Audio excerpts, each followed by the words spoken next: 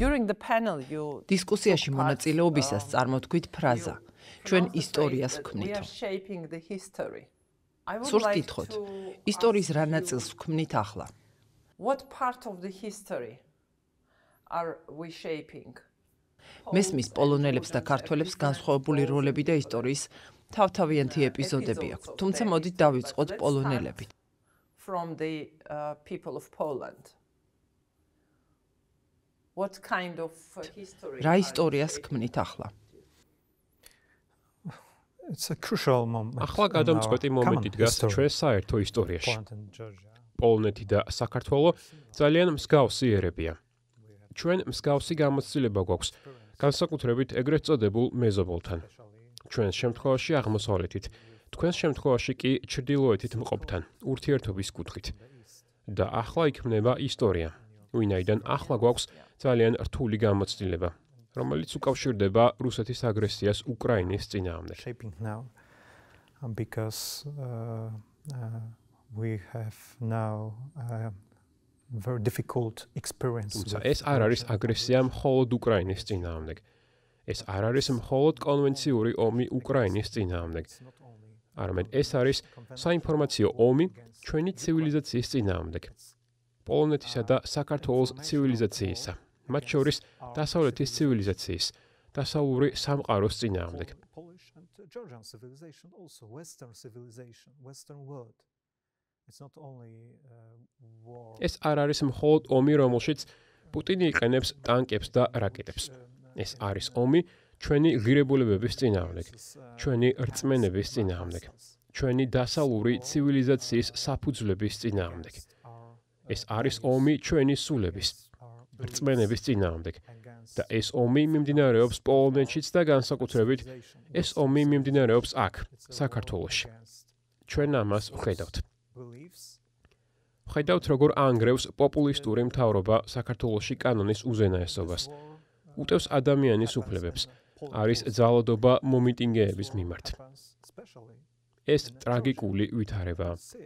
ვინაიდან მე მახსოვს 2008 წლის საპროტესტო გამოსვლები. მახსოვს ჩვენი პრეზიდენტი ლეხ კაჩინსკი და მისი სიტყვა რუსეთის ქმედებებზე. ჩვენ ახლა ვართ ისტორიის გადამწყვეტ მომენტში, ვინაიდან პუტინს უნდა მთელი ევროპის განადგურება. პუტინი ცდილობს დემოკრატიის განადგურებას ევროპის ქვეყნებში.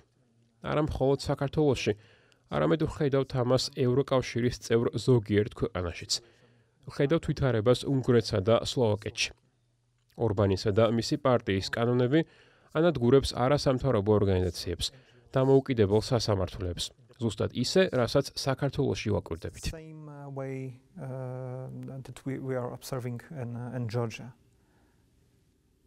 But as I understand თუმცა, როგორც მესმის, თავისუფლებისთვის ბრძოლა გრძელდება, როგორც პოლონეთისა, ისე საქართველოსთვის. მაგრამ ვითარება ამ ორ ქვეყანაში განსხვავებულია. რისი თქმა შეგიძლიათ მედეკობის ხარისხზე დღევანდელ პოლონეთში. როგორია თქვენი აღქმა, განცდა? საკმარისად ძლიერები ხართ იმ ბერკეტების, ინსტრუმენტების მიმართ, რომლებსაც რუსეთი იყენებს თქვენი საზოგადოების წინააღმდეგ. Are you strong enough against those leverages, instruments that Russia uses against your society? It's very interesting question. ეს ძალიან საინტერესო შეკითხვაა, რადგან ჩვენ ხედავთ საინფორმაციო ომის ზეგავლენას ჩვენ საზოგადოებაზე. რუსეთის ტროლების ფაბრიკის, რუსეთის ჰიბრიდული ინსტრუმენტების ჩართულობა სოციალურ მედიაში, манипуляციები, ყალბი ამბები, ტყუილები, ეს ძალიან მძიმეა. არ არის იოლი ასეთ ქმედებებთან ბრძოლა. ერთი წლის წინ ჩვენ გავიმარჯვეთ არჩევნებში როგორც ოპოზიციამ, დემოკრატიულმა, პროდასავლურმა ოპოზიციამ და ვცდილობთ აღვადგინოთ კანონის უზენაესობა. გავაძლიეროთ სასამართლოს მიუკერძოებლობა, გავაძლიეროთ დემოკრატიული მექანიზმები პოლონეთში. ეს არ არის ადვილი, მაგრამ ჩვენს უნდა გავაკეთოთ. But we have to do it. You say it is not easy. ამბობთ ადვილი არ არისო და რაც ახლა ჩამოთვალეთ. რის გაკეთებასაც ცდილობთ. ფიქრობთ, რომ თქვენი ჩამონათვალი არის დაკავშირებული ქვეყნის მედეგობის გაძლიერებასთან საგარეო საფრთხეების მიმართ, როგორიც რუსეთის საფრთხეა. Against outside threats like a Russian threat. Yes, we are aware that დიახ, ჩვენ ვიცით, რომ რუსეთი იყენებს კიბერიარაღის თანამედროვე ინსტრუმენტებს ჩვენი საზოგადოების წინააღმდეგ. against our society. Does it work? მუშაობს ეს? როგორია თქვენი დაკვირვება? What is your სამწუხაროდ საზოგადოების გარკვეულ ნაწილზე ეს შეიძლება მუშაობდეს. ანტიუკრაინული ემოციების, ანტიევროპული ტენდენციების გაღვივების მხრივ. Anti-Ukrainian emotions. ზოგჯერ ძალიან ნათლად საგრძნობია ხოლმე, რომ ეს არის კრემლის ენა. ალექსანდრ დუგინის, ვლადიმერ პუტინის მთავარი პოპულისტისა და იდეოლოგის ენა. ჩვენ ამას ვგრძნობთ. Of Vladimir Putin. We feel it.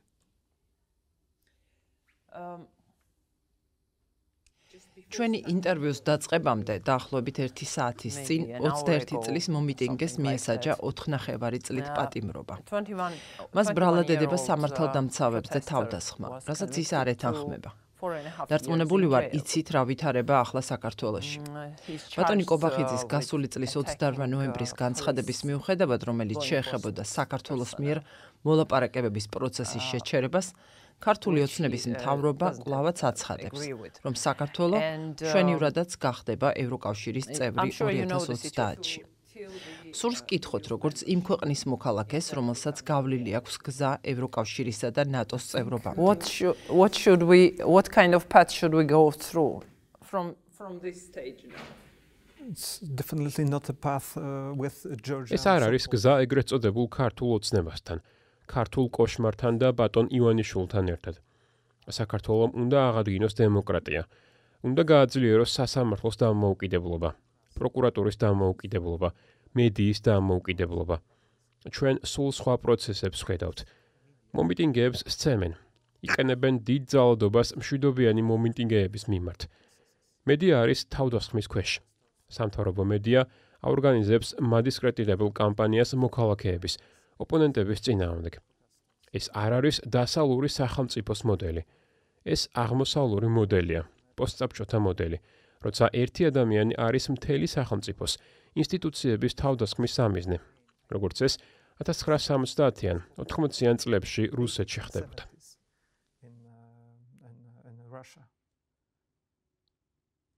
So, what could be helpful for the Georgian როგორ ფიქრობთ, რა დაეხმარებოდა საქართველოს საზოგადოებას? რაც ახლა განაცხადეთ, გასაკვირი არ არის, რომ გავს ევროპარლამენტის სხვა წევრების განცხადებებს. და ჩვეულებრივ ქართული ოცნება ასეთ განცხადებებსა და კრიტიკაზე, რეზოლუციებზე და ბოლო ანგარიშზე, რომელსაც ახლახან მხარი დაუჭირეთ ევროპარლამენტის საგარეო საქმეთა კომიტეტში, რეაგირებს და უწოდებს საქართველოს საშინაო საქმეებში გარედან ჩარევას. და მაინც ცხადია, ჩემთვის საინტერესოა ევროპარლამენტის წევრისგან მოვისმინო, რა უნდა იყოს საქართველოს საზოგადოების მეგზური. What should be the guide for the Georgian society that the citizens should follow? დაუბრუნდით თქვენს ფესვებს. თქვენს კონსტიტუციაში გაქვთ 78 მუხლი. კაფეო გზა, რომლითაც ყველა ინსტიტუტი საქართველოში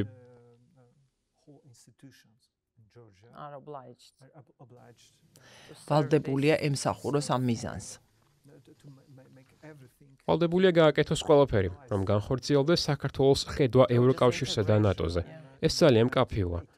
მხოლოდ თქვენს კონსტიტუციას უნდა მიხვდეთ.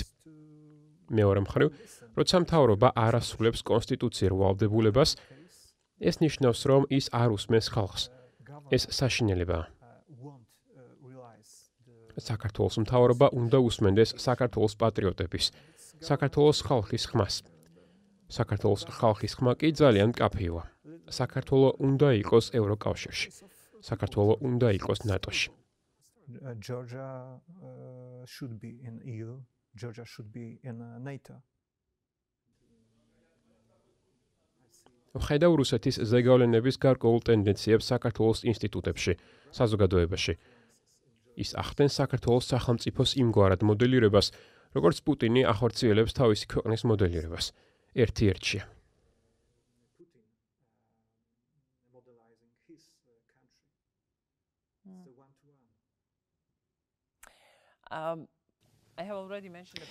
უკვე ვახსენე საქართველოს ანგარიში, რომელიც განხილული და მხარდაჭერილი იყო საგარეო საქმეთა კომიტეტში. თქვენ იყავით ერთ-ერთი ავტორი ზოგიერთი შესწორებისა. ანგარიშის ნაწილი, რომელმაც გამოიწვია ყველაზე აქტიური და ცოცხალი დისკუსია საქართველოში, უკავშირდებოდა ამ შემოდგომაზე დაგეგმილ ადგილობრივი თვითმმართველობის არჩევნებს. არ შევუდგები ამ აბზაცის ციტირებას, მაგრამ ის იყო სხვადასხვაგვარად ინტერპრეტირებული. როგორია თქვენი ინტერპრეტაცია იმ აბზაცის, რომელშიც აღნიშნული იყო, რომ ეს ადგილობრივი თვითმმართველობის არჩევნები საქართველოს დემოკრატიის მორიგი ტესტი იქნება და ასე შემდეგ.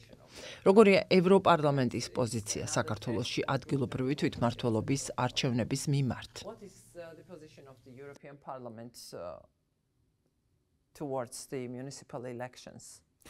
We have to wait until July. უნდა დაიცადოთ ივლისამდე, როცა გაიმართება საპარლამენტო სხდომა. ცვლილებები იქნება და სტრასბურგში კენჭს უყრით შესწორებებსაც. ვიცით, რომ ძალიან მნიშვნელოვანია ხაზგასმული იყოს კიდევ ერთი თემა, რომ საქართველო იყო თავდასხმის ქვეშ 2008 წელს და ეს არის იმ შესწორებაში. უნდა დავალოდოთ ანგარიშის საბოლოო ვერსიას და ამ ცვლილებებზე კენჭისყრას. Was under attack in 2008 and this is in that amendments and we have to wait for the final version. საბოლოო ტექსტი შეიძლება იყოს განსხვავებული პლენარულ სხდომაზე. იქამდე 1 თვეა. ანუ საბოლოო ტექსტი შესაძლოა განსხვავებული იყოს. ჩვენთვის მნიშვნელოვანია გავაძლიეროთ პროდემოკრატიული, პროდასალური საკითხები და საქართველოს ნაბიჯები. issues and Georgian steps. Just to go to Poland again, ისევ პოლონეთის პოლიტიკას რომ მივუბრუნდეთ. საქართველოს შესახებ შევიტყეთ ამბავი, რომელიც შეეხება განზრახვას უვიზო მიმოსვლის შეზღუდვაზე ზოგიერთი ქვეყნის, მაგალითად საქართველოსთვის და მოდის პოლონეთის პრემიერ-მინისტრისგან. იზიარებთ ამ მიმართულებით ძალისხმევას საქართველოს მოქალაქეებისთვის უვიზო მიმოსვლის შეზღუდვაზე. ეს ძალიან მგრძნობიარე საკითხია და არა მხოლოდ საქართველოს საზოგადოებისთვის. ეს არ არის მიმართული საქართველოს საზოგადოების, საქართველოს მოქალაქეების, საქართველოს ხალხის წინააღმდეგ, არამედ საქართველოს რეჟიმის წინააღმდეგ, დიქტატურის წინააღმდეგ. ვიცით, რომ ეს არის მოქმედების დრო, რომ გავაძლიეროთ ჩვენი ნაბიჯები და მივმართოთ რეალურ სანქციებს იმ ადამიანების წინააღმდეგ, რომლებიც ანტიდემოკრატიულ ხედვებს ახორციელებენ საქართველოში.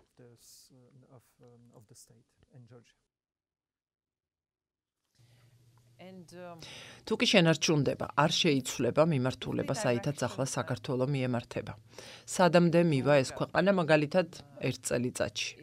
ვინაიდან ახლა არის მომენტი გლობალურად ცალკეული ქვეყნისთვის, ევროპაშიც, როცა მოვლენები ძალიან სწრაფად ვითარდება და ყველა ქვეყნის ბედის განსაზღვრისთვის მნიშვნელოვანია საუკეთესო გადაწყვეტილებების მიღება. თუკი ასე გაგრძელდება, სად ხედავთ საქართველოს ან ამდენიმე წელიწადში, ახლო მომავალში. Where do you see Georgia in the near future? მე ვგრძნობ საქართველოს ხალხის სულისკვეთებას და ეს არის ბნელი, შავი სცენარი ჩვენთვის. თუმცა მაინც სცენარი. ყველაზე ცუდი სცენარი. თუმცა ამჯერა საქართველოს ხალხი მხარს დაუჭერს საქართველოს განვითარების დასავლურ მიმართულებას და ეს რეჟიმი ანტიდემოკრატიული, პოპულისტური მთავრობა ჩამოინგრევა. ეს მხოლოდ დროის საკითხია. დიქტატურა ინგრევა. ეს ჩემთვის ძალიან ნათელია. ყველა დიქტატურა ემხობა და იგივე მოუვა ოლიგარქ ივანიშვილს. Oligarch Ivanishvili. Yeah, actually everything is a question. სინამდვილეში ყველაფერი დროის საკითხია ზოგადად ყველასთვის. ახლა ნატოს სამიტი ახლოვდება. რას ელოდებით ამ სამიტისგან, განსაკუთრებით უკრაინის საკითხზე? ძალიან მნიშვნელოვანია რა იქნება მთავარი გზავნილი უკრაინისთვის. რას ელოდებით და რა იცით? თქვენ ჩემზე მეტი ინფორმაცია უნდა გქონდეთ. What is your knowledge, because you must be more informed than I am. We have to support Ukraine. It's very clear for us. ჩვენ მხარი უნდა დაუჭიროთ უკრაინას. ეს ჩვენთვის ძალიან ნათელია. ევროკავშირმა წარმოადგინეთ ევროპის გადაიარაღების პროგრამა. დავზრდით ჩვენს თავდაცვით ბიუჯეტებს. ეს ხდება მთელ დასავლურ სამყაროში, მთელ ნატოში. ჯერ ამ სამიძე იქნება ძლიერი გზავნილი უკრაინაზე. ნატო კლავაც უკრაინასთან არის, არაფერი შეცვლა. ეს იქნება გზავნილი არ მხოლოდ უკრაინისთვის, არამედ კრემლისა და პუტინისთვისაც.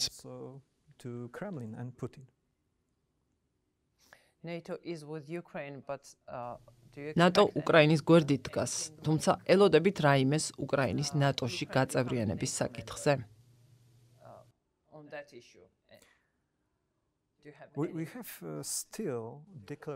ჩვენ კლავაც გვაქვს ბუქარესტის დეკლარაცია და ძალიან ნათელია, რომ უკრაინა და საქართველო უნდა იყვნენ ნატოში.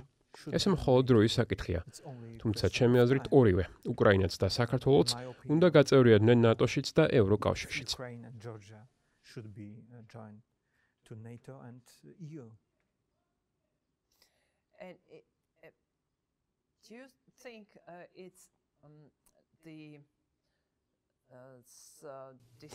თვლით, რომ ევროპა იღებს აინიცირებს ადეკვატურ გადაწყვეტილებებს, რომ გაუმკლავდეს არსებულ საფრთხეებს.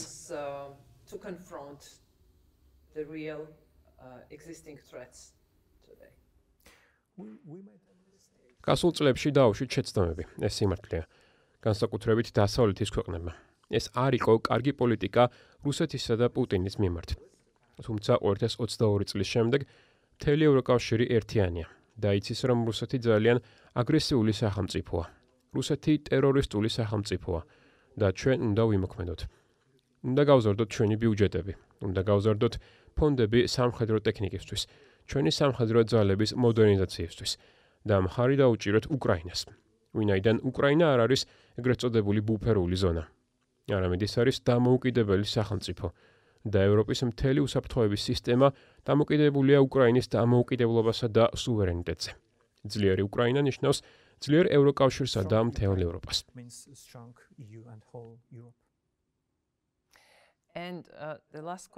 ბოლო შეკითხვა შეეხება თქვენ სამხედვას, რომელიც ახლა განმარტეთ.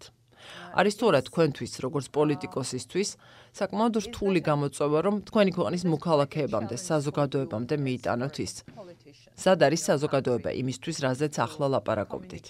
ადვილი არაფერია, მაგრამ დიდი გამოწვევაა თქვენთვის ამის კომუნიკაცია თქვენს ამომრჩეველთან, საზოგადოებასთან, რომ ეს ხედვაა სწორი.